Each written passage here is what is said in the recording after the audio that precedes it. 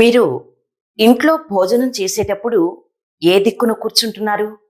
దక్షిణ దిశ వైపు చూస్తూ తింటే ఆయుష్ తగ్గిపోతుందని శాస్త్రం హెచ్చరిస్తోంది. సరైన దిశ ఏంటో ఇప్పుడు తెలుసుకుందాం. ఓం నమో నారాయణాయ. భోజనం చేసేటప్పుడు మనం పాటించాల్సిన నియమాలు ఏంటో ఇప్పుడు చూద్దాం. తూర్పు దిక్కు, ఈస్ట్, అత్యుత్తమమైన దిశ. తూర్పు ముఖంగా తింటే ఆయుష్, ఆరోగ్యం పెరుగుతాయి. ఉత్తరం, నార్త్, విద్యాబుద్ధులు, జ్ఞానం, ధనప్రాప్తి కలుగుతాయి. విద్యార్థులకు చాలా మంచిది. పడమర, వెస్ట్, వ్యాపారస్తులకు అనుకూలం.